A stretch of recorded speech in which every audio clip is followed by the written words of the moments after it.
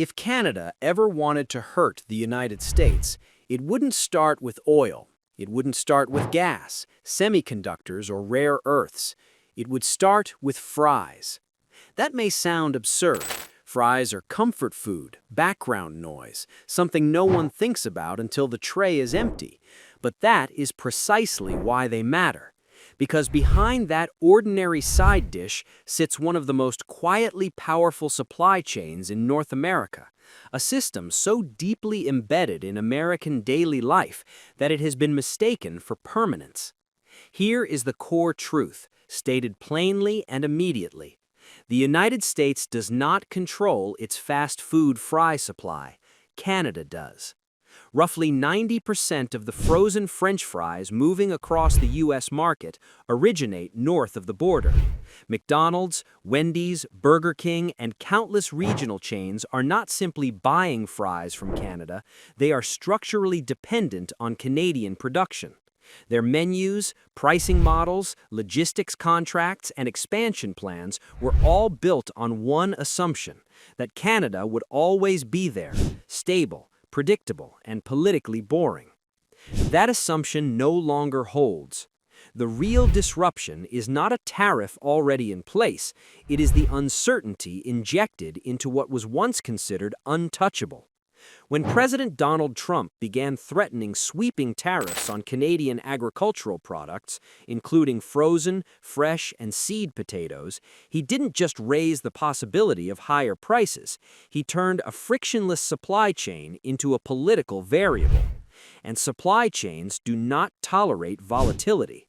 They reroute around it. Canada does not need to announce retaliation. It does not need to posture or escalate. It simply needs to do what rational suppliers do when a market becomes unstable: reduce exposure and diversify buyers. The moment Canadian processors begin shifting even a small percentage of fry shipments away from the United States, the consequences cascade, not symbolically, but mechanically. This is not a story about food. It is a story about leverage hiding in plain sight. And by the time most Americans notice something is wrong, the decision will already have been made elsewhere. Most Americans believe their fast food is American because it feels American. The branding, the language, the commercials, the drive-through rituals all reinforce that illusion. But the fry supply that anchors those menus does not belong to a single country. It belongs to a system, and systems follow efficiency, not flags. For decades, Canada and the United States did not operate as competitors in potatoes.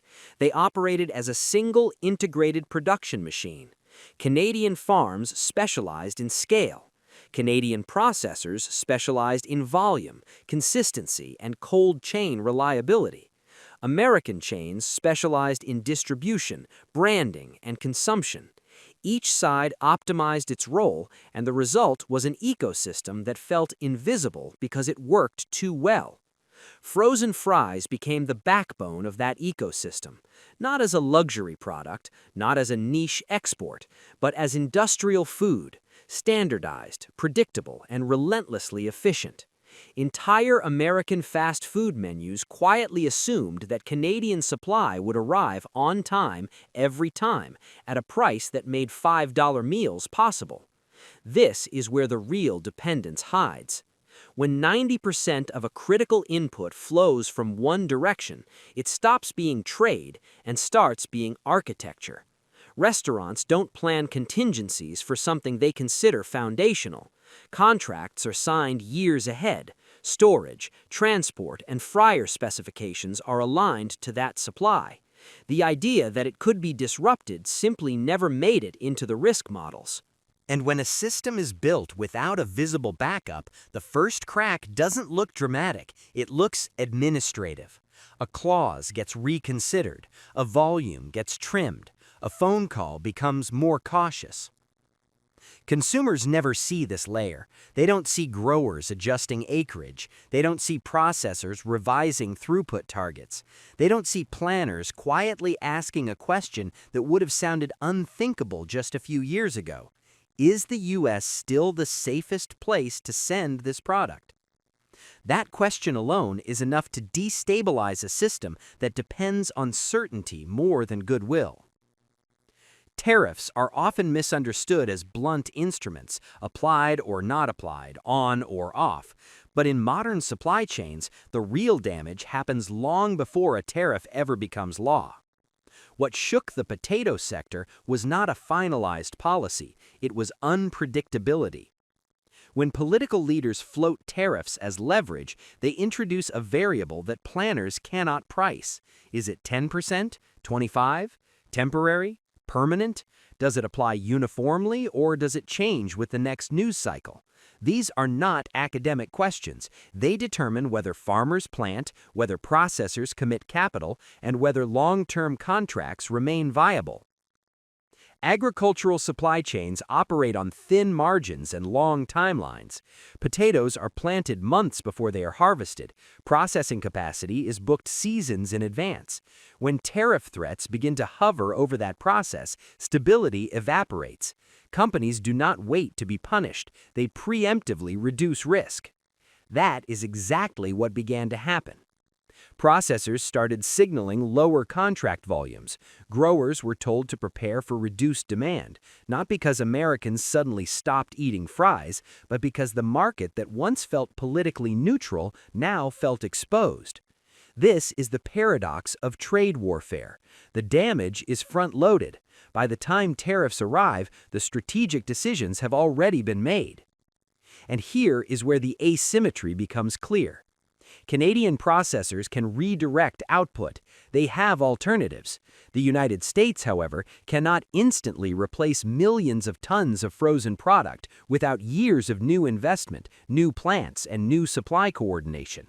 One side has flexibility, the other has dependence. When politics enters the freezer, it doesn't melt the product, it freezes decision-making, and frozen decisions tend to last longer than frozen fries. What looks like tough negotiating from Washington looks like risk management from Ottawa, and risk management always wins quietly. What gives Canada its leverage is not aggression, it is preparation. For years, Canadian potato production was engineered around processing, not sentiment. Nearly 70% of national output flows directly into frozen fries, chips, and industrial potato products. This was not an accident. It was the result of long-term capital decisions made when the U.S. market appeared endlessly reliable. Massive facilities rose across Alberta, Manitoba, New Brunswick, and Prince Edward Island. Companies like McCain Foods, Simplot, and Cavendish Farms poured hundreds of millions of dollars into plants designed for scale, plants that do not operate on impulse but on throughput. Once built, those facilities don't ask who the customer is, they ask only where the demand is most stable. That is the quiet advantage. Because when capacity already exists, flexibility becomes power. Canada does not need to build new factories to change its posture. It simply needs to redirect output. The infrastructure is sunk cost. The production lines are paid for. The question is no longer, can we supply, but to whom should we supply? This is where the imbalance becomes unavoidable. American fast food chains depend on Canada's capacity. Canada does not depend on America's loyalty. Capacity is leverage disguised as routine, and Canada has more of it than the United States wants to admit. Once political risk enters the equation, that leverage activates automatically. Processors do not need to be told to diversify. Their balance sheets demand it. If one market introduces volatility, volume flows toward another that promises consistency. No speeches are required. No retaliation needs to be announced. The shift happens quietly, contract by contract, shipment by shipment, invisible until it is no longer reversible. Canada's repositioning does not hinge on abandoning the United States. It hinges on no longer centering it.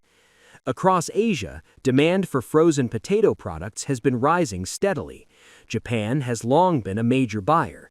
South Korea, Taiwan, the Philippines, and other markets are expanding rapidly as urbanization grows and Western-style fast food becomes normalized. These buyers value reliability, quality standards, and long-term contracts. Most importantly, they value predictability. From a processor's perspective, this matters more than price. Canadian suppliers already meet Asian regulatory standards. Shipping routes are established, relationships are mature. What changed was not capability, but incentive. Each new tariff threat reinforces the idea that the U.S. market carries political risk that Asia does not. This is not a dramatic pivot. It does not need to be. Even a 5 or 10% reallocation away from the United States tightens supply enough to create stress downstream. And here is the critical point. American fast food chains cannot replace that volume quickly. Domestic production is already running near capacity. New plants take years, not months. Alternative foreign suppliers are limited and fragmented. There is no reserve pool waiting to step in. So when Canadian shipments begin steering toward Tokyo or Seoul instead of Ohio or Texas, the effect is cumulative. Prices edge up, contracts grow tense, contingency planning turns frantic. What looks like diversification from Canada's side looks like exposure from America's. The exit ramp was always there. Canada simply never needed to use it until now. At this point, the uncomfortable question becomes unavoidable. If Canadian fries slow down, who replaces them? The answer is simple: no one, at least not in time. The United States is not a dormant giant waiting to flip a switch. Its frozen potato sector is already operating close to capacity, calibrated to serve existing restaurant and retail demand. Expanding that capacity is not a short-term maneuver. It requires land allocation, multi-year grower commitments, new processing plants, environmental approvals, labor pipelines, and billions in capital investment. None of that responds to political timelines. In 2024, the United States produced roughly 2.2 million tons of frozen potatoes. Canada produced about 1.8 million tons and exported the majority of it. The U.S., meanwhile, remained a net importer for the 5th year consecutively. More than 80% of its frozen fry imports came from Canada. The remainder came mostly from the European Union, which lacks both the spare capacity and the logistical proximity to substitute Canadian supply at scale. There is no hidden reserve, no emergency warehouse, no domestic surge waiting to be activated. This is the structural vulnerability tariffs do not fix. Tariffs do not create capacity. They do not accelerate plant construction. They do not rewrite agricultural seasons. They only reshuffle costs inside a system that is already tight. When Canadian volume disappears, even partially, the United States does not adapt. It absorbs the shock. And because fries sit at the center of fast food economics, that shock spreads quickly. Margins thin. Menu prices creep upward. Promotional flexibility disappears. What once looked like a trivial ingredient reveals itself as a pressure point. By the time consumers notice, the system is already straining. This is what makes the story so unsettling. Nothing here requires confrontation, no embargo, no announcement, no retaliation. Canada does not need to act. It only needs to continue acting rationally. Trump's trade posture transformed what was once a predictable partnership into a risk profile. Canada responded the way supply chains always respond to risk, by quietly reducing exposure and increasing options. The result is a power shift that looks invisible until it isn't. Fries are not the issue. Trust is. When the United States stopped being the default customer, it did not lose supply overnight. It lost certainty. And in a system built on long-term planning, certainty is the real currency. Today, it's frozen potatoes. Tomorrow, it could be fertilizer, aluminum, or energy inputs that operate under the same logic. The pattern is already familiar. Volatility drives diversification. Diversification redistributes power. The question is no longer whether Canada will pull away. The question is how many other boring supply chains are quietly reevaluating the same risk. If this video changed how you think about power, hit like. If you want to understand where the next invisible leverage point is forming, subscribe. Because the biggest shifts don't arrive with headlines, they arrive with silence. And by the time you hear them, the decision is already made.